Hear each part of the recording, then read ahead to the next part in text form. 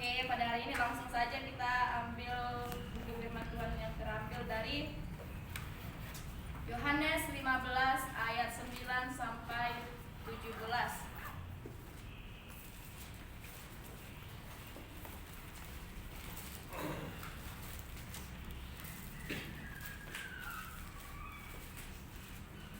Yohanes 15 ayat 9 sampai 17.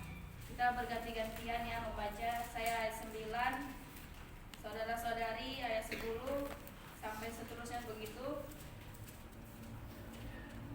Yohanes 15 ayat 9 sampai 17. Perintah supaya saling mengasihi. Seperti Bapa telah mengasihi aku, demikianlah juga aku telah mengasihi kamu. Tinggallah di dalam kasihku itu. Jikalau kamu menuruti perintahku, kamu akan tinggal di dalam kasihku, seperti aku menuruti perintah Bapakku dan tinggal di dalam kasihnya. Semuanya itu kukatakan kepadamu supaya sukacitaku ada di dalam kamu dan sukacitamu menjadi penuh. Inilah perintahku, yaitu supaya kamu saling mengasihi, seperti aku telah mengasihi kamu. Tidak ada kasih yang lebih besar daripada kasih seorang yang memberikan nyawanya untuk sahabat-sahabatnya. Kamu adalah sahabatku, jikalau kamu berbuat apa yang kuperintahkan kepadamu. Aku tidak menyebut kamu lagi hamba, sebab hamba tidak tahu apa yang diperbuat oleh tuannya. Tetapi aku menyebut kamu sahabat karena aku telah memberitahukan kepada kamu segala sesuatu yang telah kudengar dari Bapakku. Bukan kamu yang memilih aku, tetapi akulah yang memilih kamu. Dan aku telah menetapkan kamu, supaya kamu pergi dan menghasilkan buah, dan buahmu itu tetap, supaya apa yang kamu minta kepada Bapa dalam nama-Ku diberikannya kepadamu. Kita sama-sama ayat 17. Inilah perintahku kepadamu, kasihilah seorang akan yang lain. Amin. Amin. Firman Tuhan. Pada pagi hari ini kita perlu tahu Yohanes, latar belakangnya ya. Yohanes penulisnya yaitu Yohanes sendiri. Temanya Yohanes ini Yesus Putra Allah. Tanggal penulis ini yaitu 80 sampai 955 Masehi. Tujuan Yohanes ini menulis untuk membujuk orang lain untuk percaya bahwa Yesuslah Mesias, Anak Allah, dan supaya kamu oleh imanmu memperoleh hidup dalam namanya. Oke, langsung saja tema yang saya ambil yaitu kasih adalah dasar kehidupan Kristen. Kasih adalah dasar kehidupan Kristen. Satu minggu ini ia menyampaikan firman Tuhan. Kasih itu telah disampaikan bagaimana, dan kita sering mendengarkannya itu tentang kasih Tuhan. Nah, di buku firman Tuhan ini itu beberapa firman Tuhan yaitu menyatakan cinta kasih Tuhan buku Alkitab ini. Makanya Alkitab ini sebagai pedoman kita untuk bagi orang-orang yang percaya. Nah, apa maksud dari kasih yang saya maksud dalam Alkitab, yaitu kasih dalam Alkitab adalah kasih itu sabar. Kasih itu murah hati, ia tidak cemburu, ia tidak membanggakan diri dan tidak sombong, ia tidak melakukan yang tidak sopan dan tidak mencari keuntungan diri sendiri. Ia tidak pemarah dan tidak menyimpan kesalahan orang lain. Ada di Alkitab 1 Korintus 13 ayat 14. Nah, dikatakan di buku Alkitab ini di 1 Korintus bahwa kasih itu sabar dan kasih itu tanpa pamrih. Maka kasih itu susah dengan kita lakukan dan susah kita terapkan kita, maka di dalam 1 Korintus ini supaya manusia, orang-orang percaya dapat memiliki kasih. Setiap hari kita membaca firman Tuhan, pasti ada ayat yang tentang kasih Tuhan, kasih mengasihi orang lain, mengasihi teman kita, mengasihi musuh kita. Di buku Tuhan ini ada yang perlu kita pelajari. Nah, lanjut. Di dalam menurut Kamus Besar Bahasa Indonesia, arti kasih adalah perasaan sayang ataupun cinta suka kepada orang. Contohnya, pria itu menaruh kasih kepada gadis tetangganya. Artinya yang lain dari kasih adalah berikan. Maksudnya kasih yaitu tentang pemberian kepada seseorang yang kita suka. Kalau dalam KKBI menurut Kamus Besar Bahasa Indonesia. Nah, pada hari ini kita tidak mau membahas tentang kasih kepada pacar, kepada orang lain, tetapi kita lebih mengutamakan kasih Tuhan. Nah, di sini Tuhan telah menunjukkan kasih Tuhan kepada kita. Dia rela mati di kayu salib walaupun kita melakukan atau menghakimi Tuhan di saat Tuhan datang ke dunia, sehingga Tuhan tidak memiliki hati yang dendam, tidak memiliki hati yang membuat kita kecewa, tetapi Dia dengan datangnya ke bumi untuk karena mengasihi kita, sehingga Dia bisa mati di kayu salib. Nah, berarti kita semua saudara-saudara di sini, yaitu kita saat ini ada di tempat ini, itu semua anugerah Tuhan. Jadi kita belajar dari kisah Tuhan yang saat kita pelajari, yaitu tentang cinta kasih Tuhan kepada kita. Lanjut.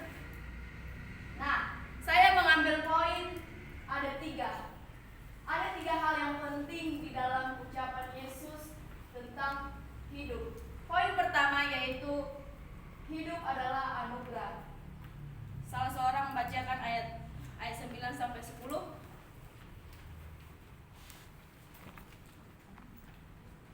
Ayat 9 sampai 10. Seperti Bapa telah mengasihi aku, demikianlah juga aku telah mengasihi kamu. Tinggallah di dalam kasih-Ku itu. Jikalau kamu menuruti perintah-Ku, kamu akan tinggal di dalam kasih-Ku, seperti aku menuruti perintah Bapa-Ku dan tinggal di dalam kasih-Nya. Amin. Terima kasih. Nah, di sini cukup jelas dikatakan bahwa jika kita tinggal dengan Tuhan, maka kita akan dikasihi. Seperti anugerah Tuhan sajalah yang kita menikmati hari hidup ini. Jika bukan karena Tuhan, kita tidak mungkin ada saat ini. Walaupun hidup kita, keperluan kita, apapun yang kita punya, jika Tuhan tidak mengizinkan kita jika Tuhan tidak ngasih nafas kehidupan kita, untuk apa itu semua? Itu hanya cuma-cuma. Jadi jika kita punya segalanya, punya nafas hidup yang saat ini kita bisa hirup dengan sampai sekarang ini, itu semua karena anugerah Tuhan yang perlu kita syukuri di dalam kehidupan kita. Kita perlu bersyukur karena kita telah bisa saat ini. Contohnya, jika kita pada saat ini ada di tempat ini bukan karena kita direncanakan, tetapi Tuhan direncanakan karena kita supaya kelakuan kita, dosa kita yang dulu yang kita lakukan kepada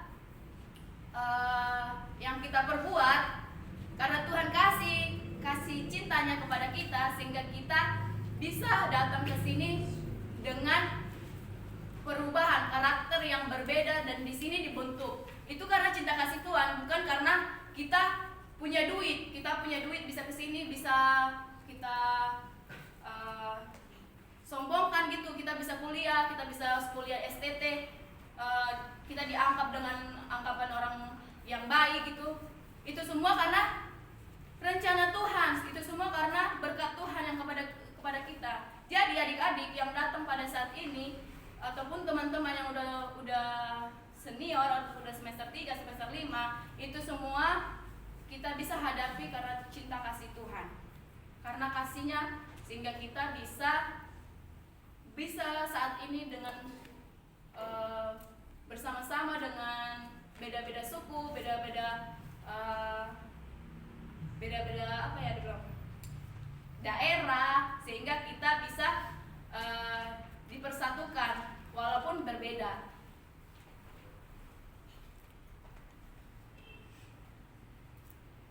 Nah, poin kedua yaitu kamu harus saling mengasihi.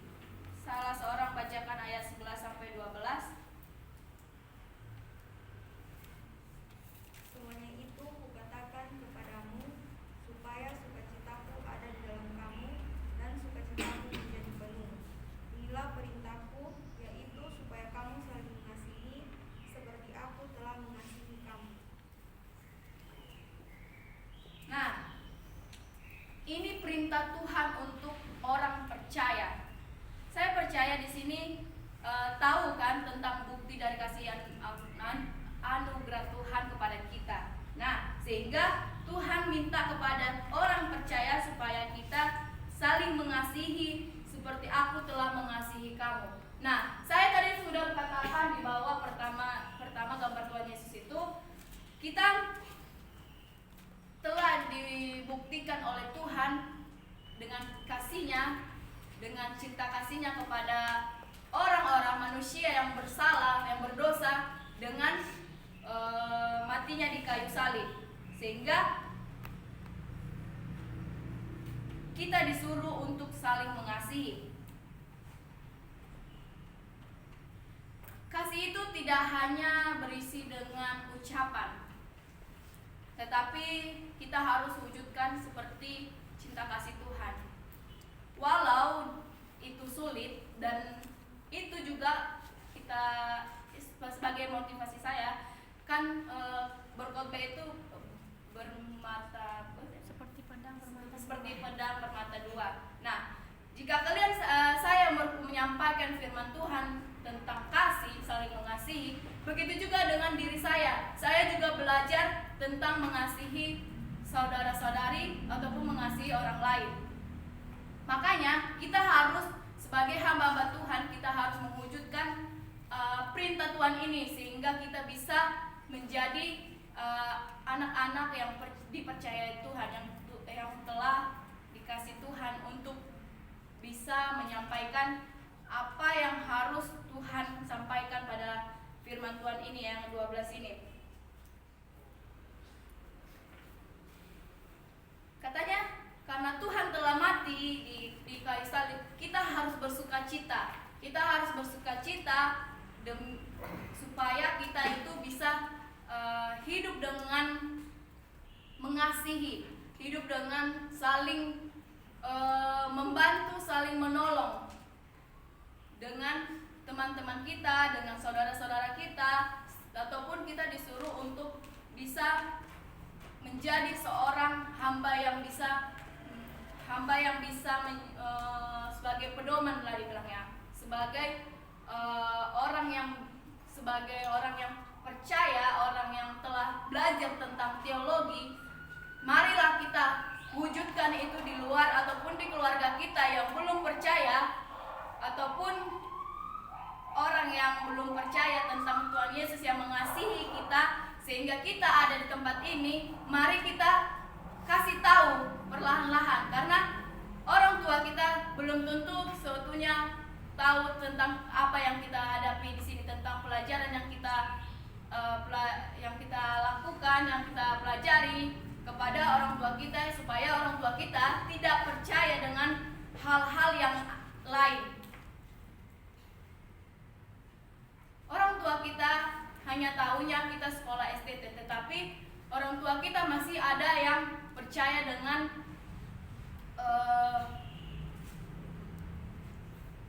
hal-hal yang berisi dengan sihir gitu. Nah, dari situ jika kita mengasihi orang tua kita, jika kita mengasihi orang-orang yang di luar, yang kita lihat bagaimana yang orang itu percaya dengan hal-hal yang patung gitu, contohnya patung, dukun. Nah, kita sebagai hamba Tuhan telah dikasihi Tuhan yang saling, kita harus mengasih tahu teman-teman kita ataupun saudara-saudara kita, keluarga kita, supaya bahwa Tuhan Yesuslah yang mengasihi kita sehingga kita dapat ada saat ini bukan karena ilmu-ilmu ataupun dewa-dewi. Jadi dari poin ini yang kedua yaitu kamu harus saling mengasihi satu dengan yang lain, ataupun saling mengasihi keluarga, saudara, dan marilah kita membuktikan cinta kasih Tuhan kepada keluarga kita yang masih mengenal hal-hal yang seperti yang tadi saya bilang. Oke, next. Poin ketiga, belajar dari Yesus. Nah, tadi udah disinggung, belajarlah dari Yesus saat Yesus telah mati di kayu salib. Saya minta untuk ayat 13 sampai 14 dibacakan seorang. Tidak ada kasih yang lebih besar daripada kasih seorang yang memberikan nyawanya untuk sahabat-sahabatnya. Kamu adalah sahabatku, jikalau kamu berbuat apa yang kuperintahkan kepadamu. Amin, terima kasih. Di sini kita belajar dari Yesus. Nah, bukan hanya mengasihi kita tanpa batas, tetapi Dia sudah melalui masalah, penghakiman, pencobaan yang luar biasa saat ini. Saat itu waktu Tuhan Yesus datang, tetapi Dia tidak ada dendam, tidak ada yang namanya kata musuh. Tetapi Tuhan masih mengasihi kita. Jika Tuhan memang memiliki dendam sama manusia, saat ini pasti kita tidak akan ada. Karena Tuhan telah mengatakan di buku firman Tuhan ini supaya kita belajar seperti Yesus yang mengorbankan nyawanya kepada kita.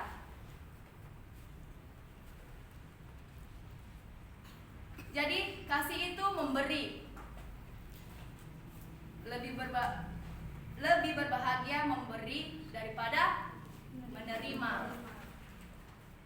Kita kadang-kadang saat teman kita butuh pertolongan karena kita benci dengan teman kita itu, kita tidak mau menolong dia karena kita melihat sifatnya dia aja kayak gini, saya benci dengan dia, saya di ini. Padahal temannya itu butuh pertolongan dia, butuh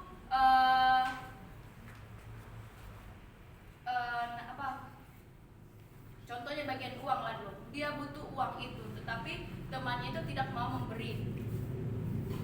Nah, di situ memberi itu bukan hal kita harus balas ataupun harus kita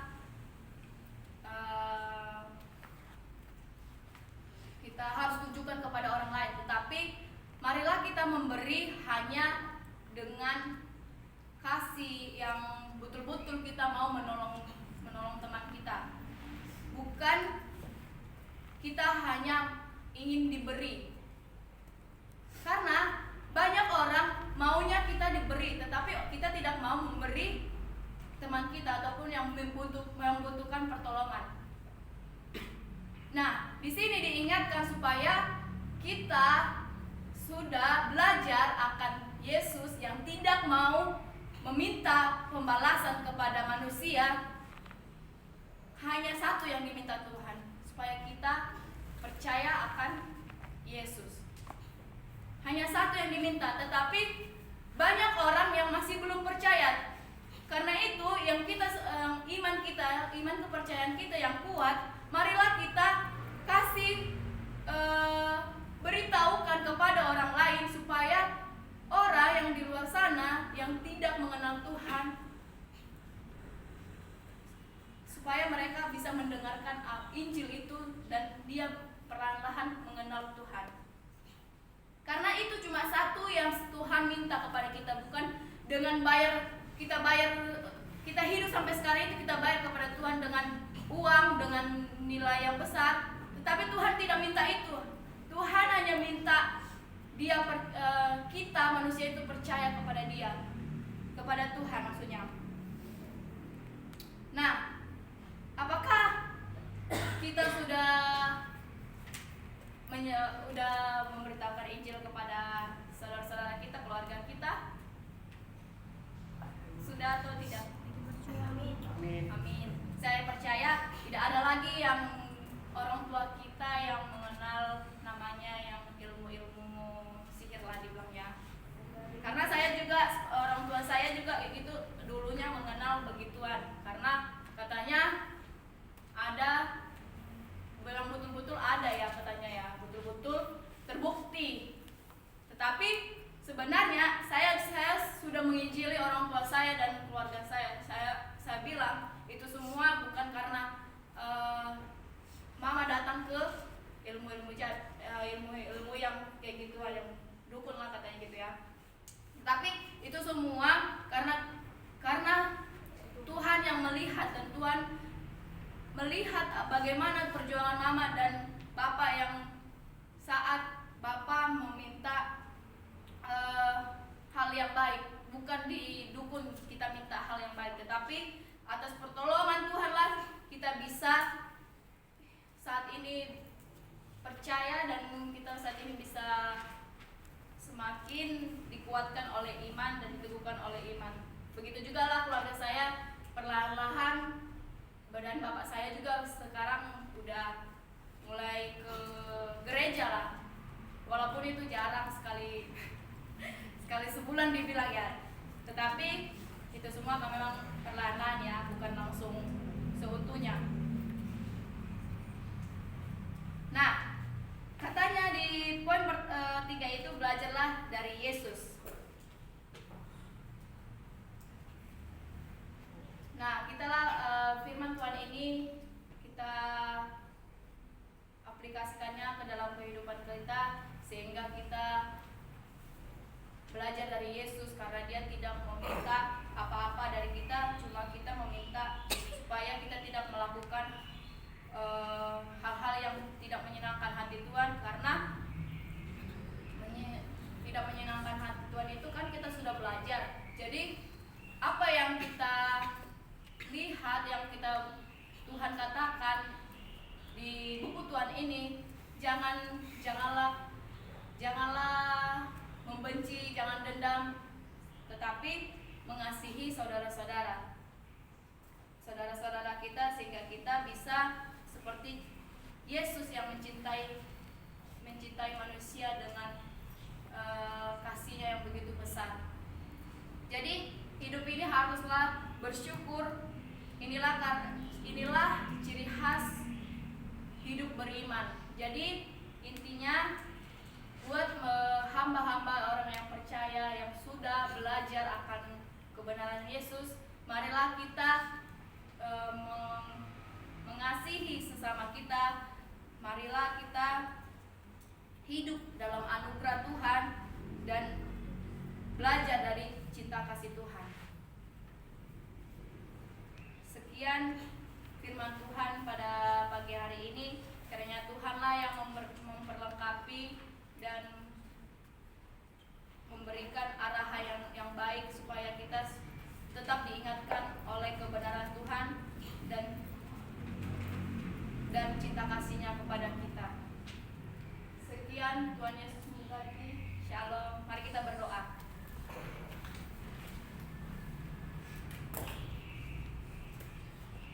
Terima kasih Tuhan, terima kasih Yesus.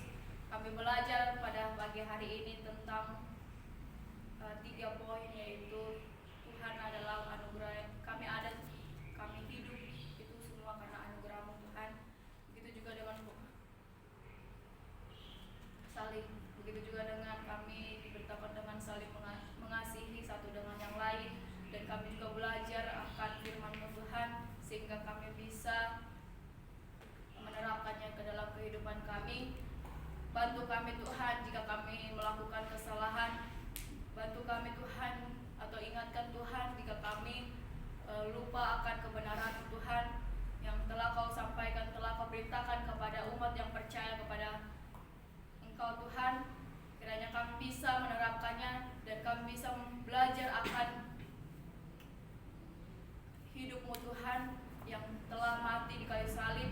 Ampuni kami Tuhan jika kami melakukan kesalahan kami yang membuat Tuhan kecewa pada kami. Kami mohon ampun. Kiranya kami bisa menjadi anak-anak yang Engkau inginkan Tuhan, sehingga kami juga bisa menyampaikan segala apa yang kami pelajari di tempat ini Bapa. Terima kasih Tuhan, terima kasih Yesus. Kami siap dan kami akan melakukannya dalam kehidupan kami. Di dalam nama Yesus kami ucap syukur, haleluya, amin. Amin. Shalom.